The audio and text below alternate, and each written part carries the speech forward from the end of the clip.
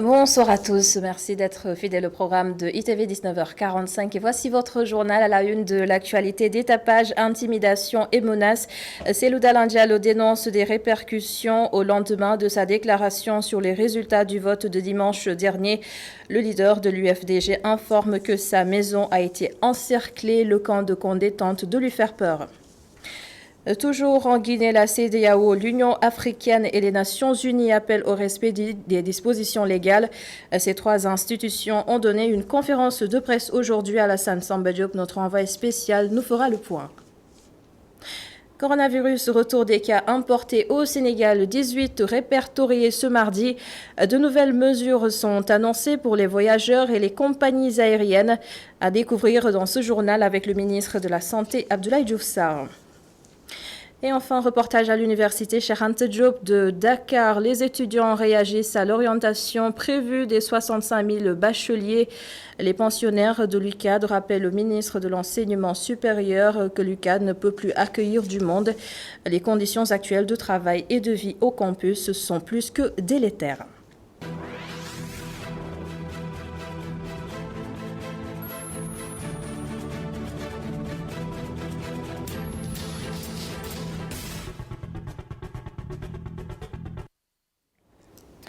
Cellou Dalein Diallo s'explique sur sa sortie d'hier de Fulor. Il dit faire l'objet de menaces de tapage et d'intimidation.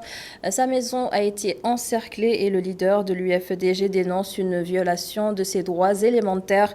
Cellou Dalein Diallo reste convaincu que les résultats du scrutin sont en sa faveur. Miguel Marambia l'a joint tout à l'heure. C'est une violation de mes droits élémentaires. On ne peut pas décider, Alpha décide tout seul.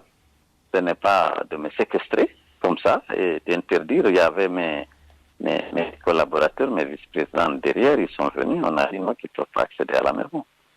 Et donc c'est une violation de mes droits élémentaires. On séquestre comme ça, voilà, jusqu'à ce qu'ils finissent d'annoncer naturellement les résultats fabriqués, faisant de lui le vainqueur de cette élection. C'est que tout le monde sait que ce n'est pas vrai. Le peuple n'est pas dupe, mais comme il a sa force avec lui, il l'utilise pour brimer les gens et violer les droits du peuple, parce que c'est prononcer des résultats, proclamer des résultats qui ne sont pas sortis des urnes pour plaire au président sortant, c'est certainement d'une autre époque, quoi. Mais Alpha, c'est Alpha. Pour ce troisième mandat-là, c'est une question de vie ou de mort pour lui, il est prêt à tout. Il a tué 99 personnes pour ça, vous le savez. Human Rights Watch, FIDH, Amnesty, tout le monde a reconnu, ils vont mener les enquêtes. Alors hier déjà, lorsque moi j'ai annoncé, les gens qui se réjouissaient, les policiers sont venus tirer dans le tas. Il y a quatre jeunes de moins de 20 ans qui sont morts. Ces corps sont à la mort. Il n'y a jamais de justice ni d'enquête. Alors, quel est l'appel que vous voudriez lancer pour finir? Je vais lancer un appel à la population de se mobiliser pour défendre leurs droits, de défendre leur suffrage. Pas qu'Alpha se fasse réélire avec les suffrages de ses concurrents. Quand même, ça, c'est pas admissible. Et le peuple a fait son choix, il faut qu'il défende. À Conakry, la CEDEAO, l'Union africaine et les Nations unies appellent les acteurs politiques au calme et à la retenue. En conférence de presse dans la matinée, ces organisations ont invité au respect des dispositions légales et réglementaires relatives à la proclamation des résultats. Notre envoyé spécial à Conakry, Alassane Samba Diop. Adama Anouskaba, ici à Conakry, la Commission des Nations unies pour les observateurs, la Commission de l'Union africaine et celle de la CEDEAO ont tenu une conférence de presse conjointe. C'était pour apprécier tout le processus électoral. Depuis le début jusqu'à présent, ils ont constaté qu'il y a eu des manquements, qu'il y a eu aussi des problèmes entre les partis, pendant la confiance qui s'est instaurée entre l'opposition et le pouvoir ici en Guinée. Mais le jour du vote, le constat a été fait que ça s'est passé relativement dans le calme et que les Guinéens sont sortis voter pour choisir leur prochain président. Ils demandent à tous les partis, à toutes les parties aussi de se calmer, de jouer le jeu de la démocratie, d'accepter les règles du jeu. Pour eux, seule la CENI, qui a un pouvoir constitutionnel, a le droit de proclamer les résultats pour dire qui a gagné et qui n'a pas gagné ces élections. Pour le moment, ils appellent au calme tous les partis et de toutes les parties pour que les choses se déroulent normalement. Ici à Conakry, le calme est plat. Les gens continuent à reprendre le travail calmement en attendant que la CENI se prononce. La CENI a dit qu'elle va prononcer les résultats provisoires en ayant reçu le dernier bulletin de vote, le dernier bureau de vote, 72 heures. Après cela, ils vont commencer à donner les résultats ici en Guinée-Conakry. Ce qui veut dire que ce n'est pas demain ou après-demain que les gens connaîtront les résultats. Mais pour le moment, les tendances sont dans les réseaux sociaux. Chacun en parle. Mais pour eux, cela ne fait pas foi. Tout ce qui fait foi, c'est ce qui sortira de la commission électorale nationale indépendante de la CENI. Aujourd'hui, c'est le calme plat. Le travail est repris ici à Conakry. Les gens vont à leurs occupations, mais tous sont en attente des résultats qui sortiront des urnes prochainement pour savoir qui de Cellou Dalein Diallo ou Alpha Condé a gagné cette présidentielle. Alassane Samba Diop, Conakry, ITV. Merci Alassane Samba Diop, notre envoyé spécial en Guinée. Les ressortissants guinéens, justement en vivant à Dakar, ils n'ont certes pas voté dimanche dernier, mais ont quand même des attentes.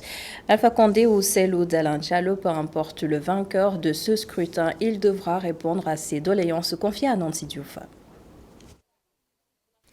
Les Guinéens étaient aux urnes dimanche pour l'élection présidentielle.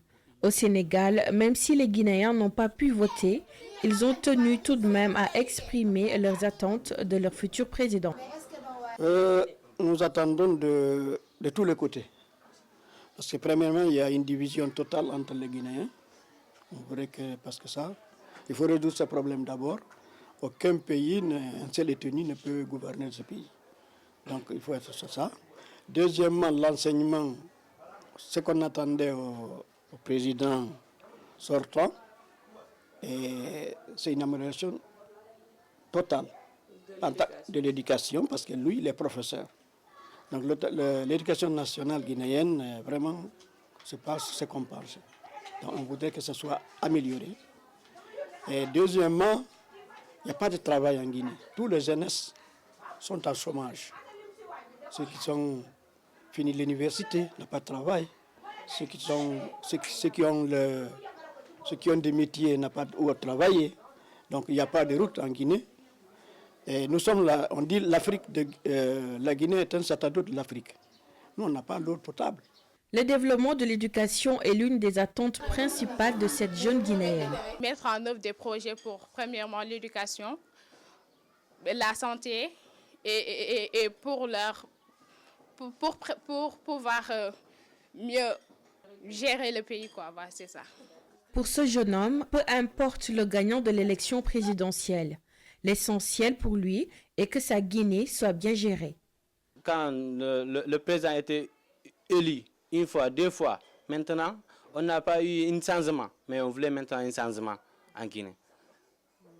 On voulait un changement en Guinée. Si le Cellou Dalein a été gagné, il n'a qu'à laisser le pouvoir donner à Cellou Dalein. Peut-être comme on voulait un président qui peut nous faire aider nos pays, on voulait ça. Mais s'il a gagné, Cellou Dalein, s'il a gagné, on voulait que maintenant, que nous avancions dans nos pays. C'est ça qu'on a voulu. À quelques heures de la proclamation des résultats issus de l'élection présidentielle, certains Guinéens établis au Sénégal croisent les doigts pour que le calme qui a prévalu lors du scrutin demeure jusqu'à la fin du processus. L'actualité au Sénégal, coronavirus, si cette nouvelle tendance n'est pas maîtrisée, elle risque de chambouler toutes les performances enregistrées ces dernières semaines. Le retour des cas importés inquiète au plus haut point. Le ministre de la Santé, Abdoulaye Diouf Sarr, annonce des mesures à application immédiate. Nous l'écoutons. Sur la période allant du 1er au 19 octobre 2020, 91 cas importés ont été enregistrés sur un total de 440 cas positifs, soit un taux de 22%. Sur les 2 derniers jours, 25 cas importés ont été notés sur 41 cas positifs, soit un taux de 61%. Aujourd'hui, sur les 27 cas confirmés, les 18 sont des cas communautaires. Cette situation interpelle principalement les voyageurs et les compagnies qui les transportent. Mon collègue chargé des transports aériens avait pris une circulaire à la date du 13 octobre 2020 pour préciser les conditions sanitaires d'embarquement des passagers à destination du Sénégal. C'est une mesure que nous avons saluée, mais elle n'a pas permis à la situation d'évoluer favorablement à l'entrée des frontières aériennes. Ainsi, au regard de la situation actuelle, nos deux départements prendront dès demain les dispositions idoines afin que la dite circulaire soit d'application immédiate et permette ainsi de mettre fin à l'importation des cas Covid-19. Autrement dit, à partir de notre séance de demain, tout passager entrant au Sénégal devra disposer d'un test négatif.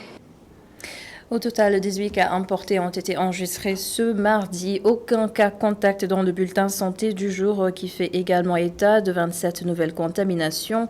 Un décès à déplorer. Sachez également que 57 patients ont été déclarés guéris et 5 sont encore en réanimation. Nous avons aussi remarqué que les gestes barrières sont de moins en moins respectés. Certains citoyens sont toujours constants, oui, mais chez d'autres, le relâchement est réel. Illustration dans ce reportage de Aminata Ba. Les Dakarois ne semblent plus respecter les mesures barrières contre la Covid-19. Ils ont repris leurs vieilles habitudes. Maintenant, on se serre la main, par exemple. C'est comme si le coronavirus n'existe plus dans ce pays. Tout a démarré depuis qu'on a ouvert les bars. Oui, je serre les mains de mes proches. Alors, dans notre activité, on est obligé de donner de l'argent. Quand on donne, on en reçoit. C'est pourquoi nous sommes obligés de serrer les mains des autres. Parce que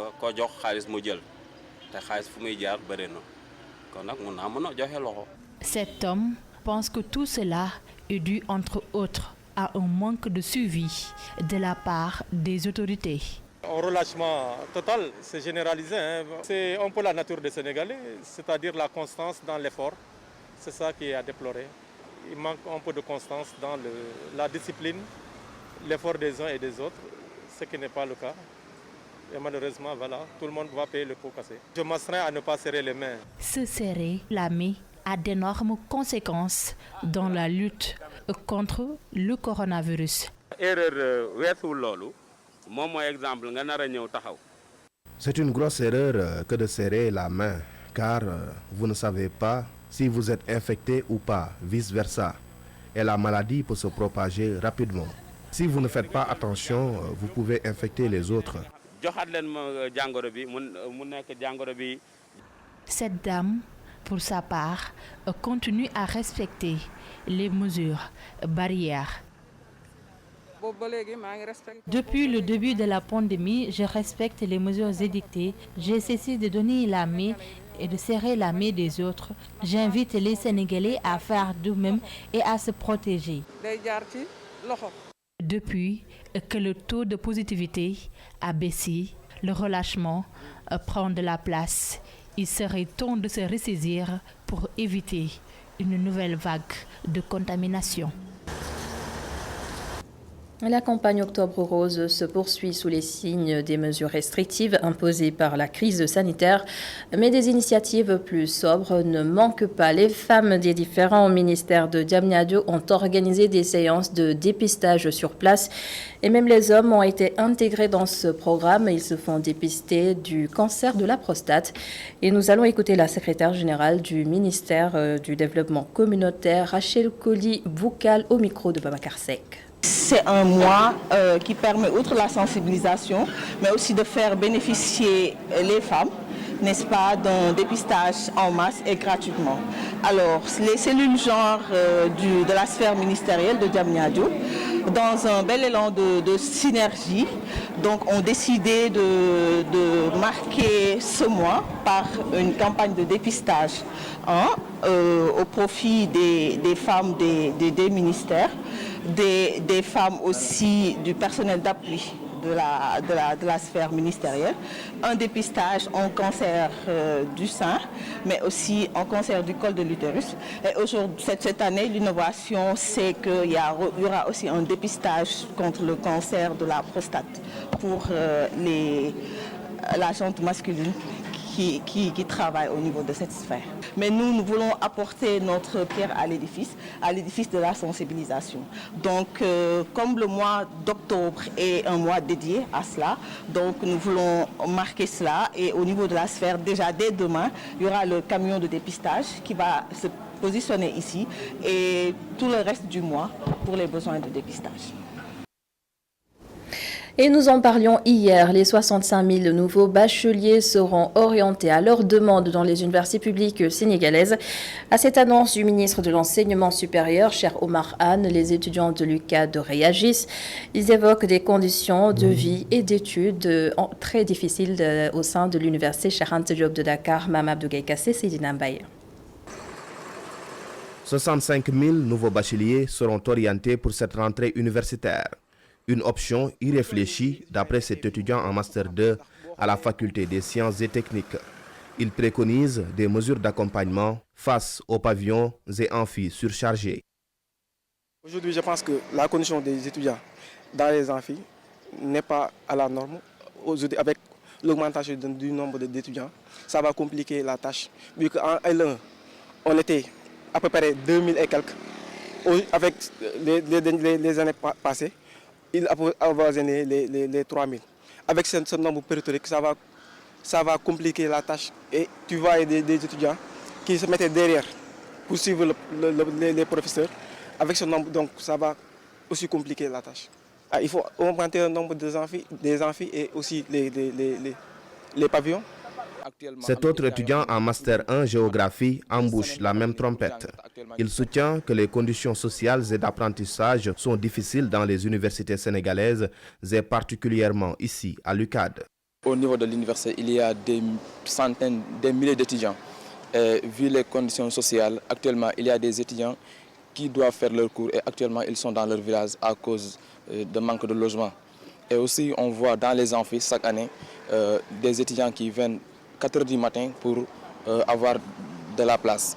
Donc, si l'État décide d'orienter encore plus de 65 000 étudiants dans les universités publiques du Sénégal sans prendre des mesures d'accompagnement, ça sera tellement critique vu la situation actuelle de l'université, vu aussi les conditions sociales et pédagogiques.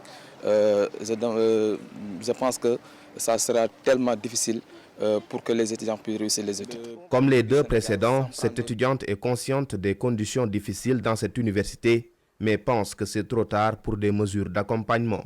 Je trouve que déjà le nombre est trop gros ici à l'université. Dans les chambres, vous l'avez dit, comme dans les pavillons, comme dans les amphis, on est presque entassés. Vous pouvez voir des chambres de plus de 20 personnes. Donc ce ne serait pas facile qu'on nous augmente encore un grand nombre d'étudiants. Mais je pense qu'on ne peut pas aussi prendre des mesures aussi rapidement avant les orientations.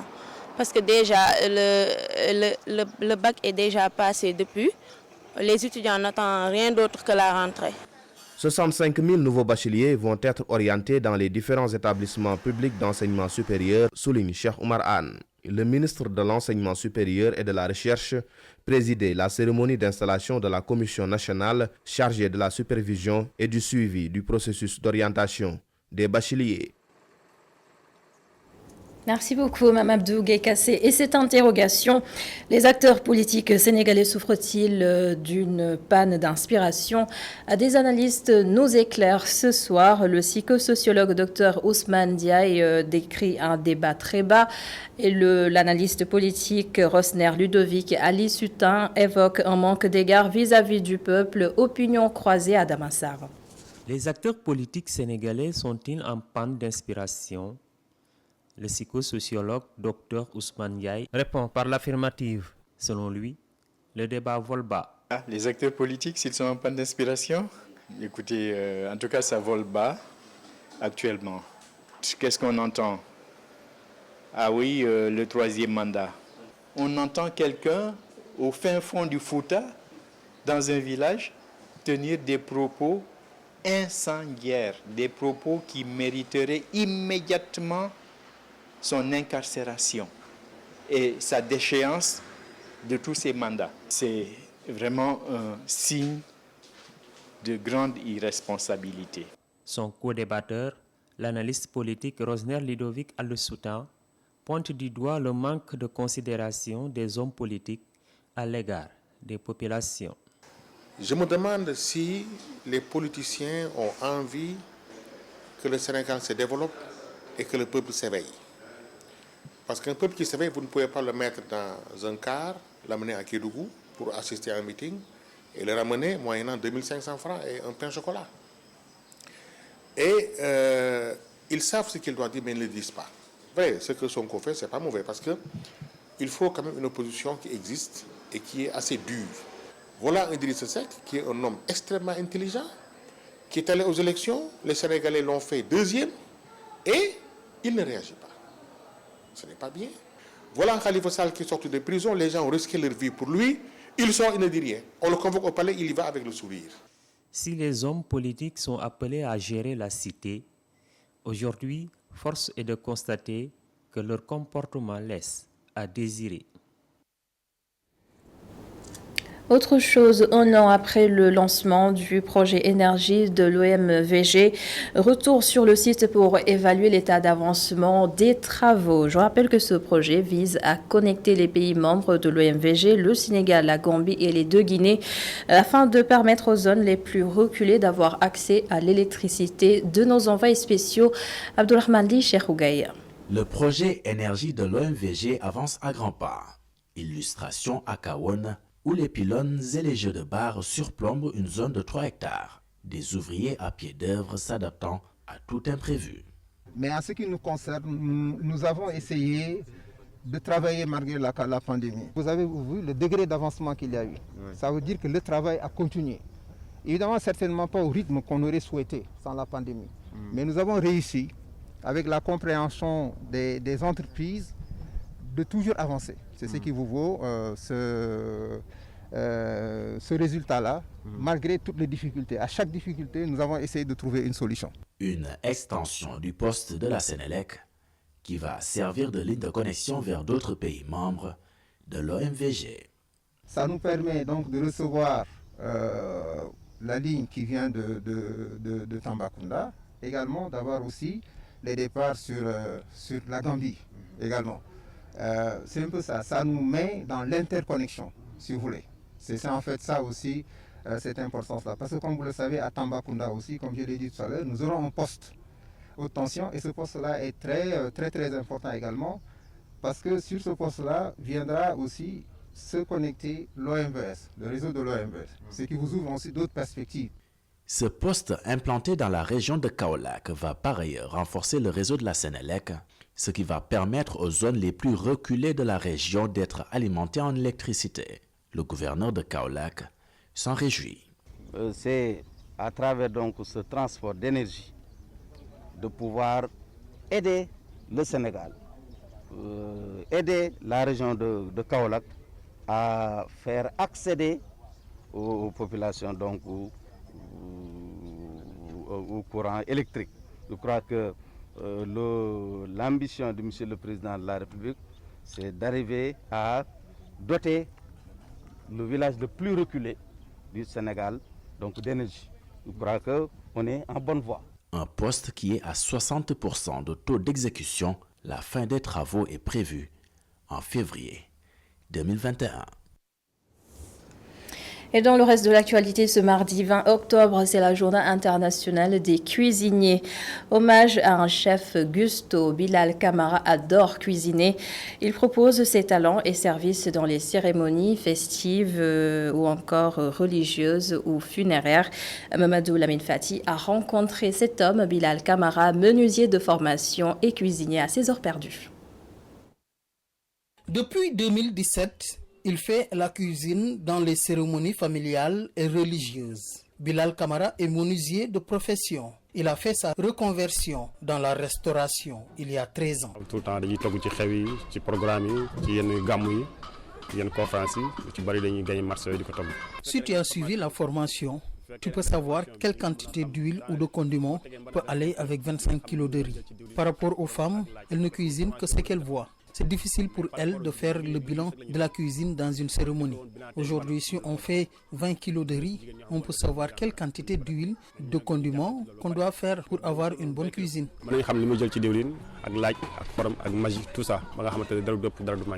Le métier de cuisinier, il le fait par passion. Néanmoins, il y rencontre parfois des difficultés.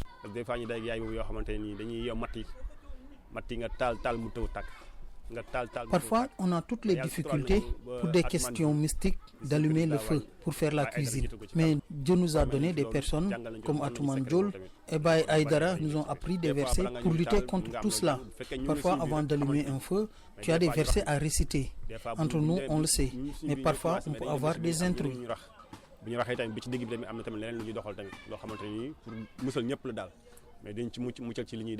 La concurrence est très rude dans ce métier de cuisinier. Parfois, on ne nous considère pas. Même la personne qui vous a donné le programme ne vous donne pas cette considération. On ne nous donne ni à boire, ni les conditions qu'il faut. Eux, ce qui leur intéresse, c'est juste leur servir à manger. C'est tout. Parfois même, les familles qui organisent la cérémonie ont des problèmes entre eux. Certains disent que je veux que celui-là me fasse la cuisine. D'autres le disent que je veux que l'autre le fasse. Donc tout cela, nous, l'essentiel, on s'en occupe pas. On nous a engagés, on fait ce que nous avons à faire. Et c'est tout. Un secteur de la cuisine qui marche bien pour ces hommes qui ont pris les choses en main, compromettant l'avenir des griottes cuisinières. Merci beaucoup Mamadou Lamine Fati pour ce portrait. Voici votre programme ce soir sur ITV. La semaine de la Guinée se poursuit. Retrouvez Hassan Gueye dans quelques instants, 20h15 pour un plateau spécial sur la Guinée. Et juste après à 20h45, Sénéwood, une émission qui sera présentée par Awed Job. Merci d'avoir suivi ce journal. Merci à toute l'équipe de la régie. Bonsoir.